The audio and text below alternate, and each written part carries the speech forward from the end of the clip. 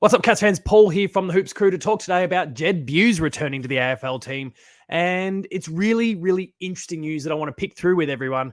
Of course, I'm pretty keen on the news. We love Jed Bews here at the Hoops Crew. He's been a guest on Behind the Play. He's been an absolutely sensational player for the Cats for quite some time. He's a 2022 AFL Premiership player. He's done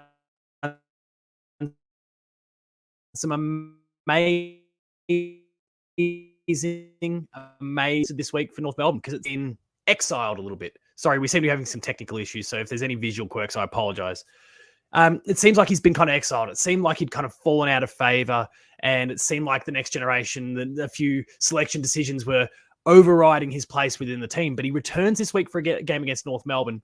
It's an interesting matchup for him because I don't look at North Melbourne and go, oh, there's some really obvious small forwards that he needs to clamp down on. But I'm really interested to see how this positions him for the remainder of the season and what it potentially means for our lineup for the remainder of the season as well.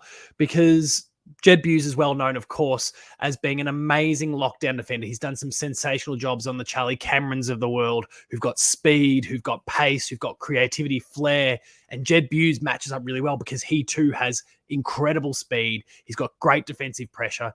And the thing that kind of some small forwards can really struggle with is he can really hurt you going the other way. He likes to break away and be a driving force in terms of steering the game back into Geelong's half of the ground. He doesn't mind running 15, 20 metres and then launching the ball 50.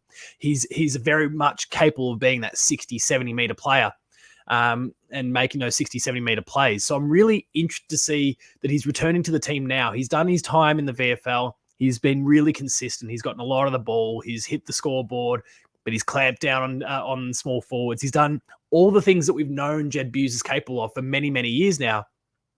And now he's returning to the team. So I can't help but, I guess, wonder what the rationale is, how and why we've gotten to this point. And then is the coaching team's decision, match committee's decision to keep him in the team for the remainder of the season? Is he breaking through now and then just going to beat the door down for the remainder of the season? I sincerely hope that's the case, but then that raised the question, well, who comes out for him? So it's a really, really fascinating situation. Let's first begin by talking about what we should expect from Jed Bews when he comes back, and then we can explore those questions a little bit, though. Jed Bews has never been a giant accumulator of the ball. His best season, he's kind of averaged 13, nearly 14 disposals a game. But what we tend to expect is that Jed Bews is a 10 to 11 disposals a game person. Again, it's that defensive pressure that we know him for. It's that ability to lock down his opponents and deprive them of the ball that he's been so good at for so long. But as I touched on before, he can sneak forward and kick a goal. He's kicked 16 for his career, so he only gets one or two kind of per match. He's not necessarily done anything extraordinary in that case, but he, as I said, he can be that 60, 70 meter long player. And maybe he's not having the shot on goal himself, but he's launching that ball inside 50, setting up a teammate. It's one of the things that we really love about Jed is he is that two-way offensive and defensive threat. And I'm stoked to see him back. But then that does lead to the other question of, well, what does that mean for Jed Bews in terms of his longevity in the team in season 2024? Because he hasn't gotten a game up to this point. We're going into round 20 and he's now finally getting his first game of the season. And it's not been because of injury that he's been out. It's been because of selection. He's been omitted. He's been kept on the outs. And so I look at the team this week and I think about who's been brought in for that particular match. And if I double check the whole thing now, we've had Zach Toohey outmanaged. We've had Brandon Parfitt omitted, Mitch Nevitt omitted. Coming into the team this week is, of course, Jed Bews, as I just touched on, Tanner Bruin, and Shannon Neal. Now, Shannon Neal obviously came out last week when we made a decision to go small against the Dogs. It didn't work. That was a bad decision. He's back. Tanner Bruin obviously was inevitable. He was going to return. I think he's just a straight swap for Brandon Parfitt there. And if we look at the kind of lineups and I guess how players, if we're trying to compare positions, Jed Bews comes in for Zach Toohey, who's being managed. Now, I'm not crazy about the decision to manage Zach Toohey because Zach Toohey, I think, has been really great. I put 3 votes in him for this week against the game against the Dogs because he battled really hard. He floated back and was constantly helping out the key defenders who were completely outgunned against the Dogs last week. But then he got offensive. He kept the ball in front. I thought he was brilliant last weekend, and I think stats didn't necessarily reflect that. he's out being managed. I don't love that, but Jed Bews comes in for him. And so I wonder, well, can he hold on to his spot after Zach Tui comes back? And when Zach Tui comes back, presumably next week. And the trick around that is Tom Atkins, who's out at the moment with a back-related issue. All the reporting last weekend suggested hamstring. Maybe it's a hamstring-related back-related hamstring, whatever you want to call it. And he didn't quite get up for this week. But he's got to come back next week. And so then I start to wonder, all right, Jed, do you hold on to a spot? Because we need someone to come in.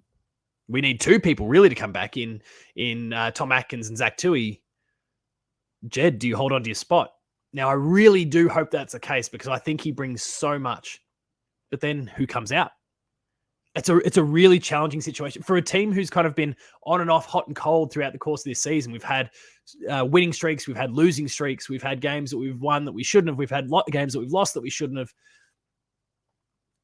I really don't know whether Jed can hold on to his spot. Basically, what it really requires for him this week, all he can do is go out there and do his job, lock down the small forwards that he finds himself playing against, and hopefully he does an amazing job in that. But then, hopefully he can get numbers that are well above his seasonal averages of 10 to 11. Maybe he gets himself 15, 16. Maybe he gets closer to 20. He just puts in this dominant performance that makes it impossible for him to be dropped. But then who gets dropped as the others come back to keep Jed in the team? It's a really tricky thing because North doesn't feel like the team to pull a move like this on normally.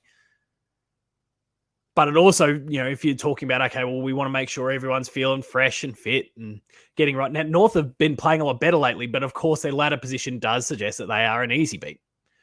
I don't think they will be, but their ladder position does suggest that they're an easy beat. And so this is the opportunity to kind of move some magnets around, get some players back in, that sort of thing. I hope it doesn't blow up in our face. But I'm curious. I'm genuinely curious as to how they do this. Does Jed Bews become kind of a permanent sub for the rest of the year? Does some youth fall out to allow him to remain in the team? Does Ajay Clark not get another go for the remainder of the season? Does Mitch Nevitt not come back? All these sorts of things, they're big questions to kind of, I guess, discuss and ponder. And I feel like I'm being really non-committal here, but I genuinely do not know how we manage this. I'm looking at our team lineup at the moment. I think about the defense and I go, Jack Henry, Sam DeConing. This is, by the way, how we've listed them. So it'll be interesting to see what we do with the ruck still. That's a whole other question. But Jack Henry, Sam DeConing, Jake Kolajasny, Jed Bews, Mitch Duncan, Zach Guthrie. That's the defensive six at the moment. Now, again, that doesn't help us if we play the Dogs again because it's no height. I mean, Sam DeConing goes back and that helps. But we're still not, a tall defense yet. So that's a really interesting one as well. Max Holmes, Tanner Brewer, and Ollie Dempsey, they're kind of what we've been expecting all year around the middle, including, of course, Mark Blitzars, Patrick Dangerfield, and Tom Stewart in the midfield. Forwards, Tyson Stengel, Brad Close, Graham Myers, Shannon Neal, Jeremy Cameron, Gary Rowan, with Tom Hawkins to potentially come back in a couple of weeks. That looks pretty solid. I don't know. The bench, Lawson Humphreys, Ollie Henry, Sean Manor, Jack Bowes, Ted Closey. One of them has obviously got to be the sub this week. Ted Closey was the sub last week. Does a Lawson Humphreys, does a Sean Manor, does a Ted Closey miss out on their opportunity for the rest of the season to keep Jed Bews in if he does what we hope he does this weekend? It's a really fascinating one. The emergencies, Reece Stanley, Zach Tui, Brandon Parfitt. There's people buzzing around. There's still competition for spots. It's great news, but it's a troubling one for Jed Bews. So hopefully it all works out for him. Hopefully we see him remain in the team for a long time.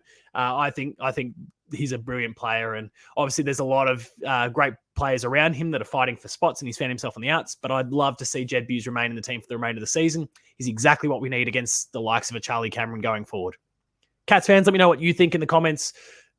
Hit us up on social media. Check out the Hoops Crew on Patreon. You can find me on social media at Paul James Games. Check that out as well. Stay tuned for some commentary and potentially even some gameplay around Footy Bash in the near future, the upcoming AFL game. That's well worth checking out. Thanks a lot for watching. Remain Geelong strong, and I'll see you later.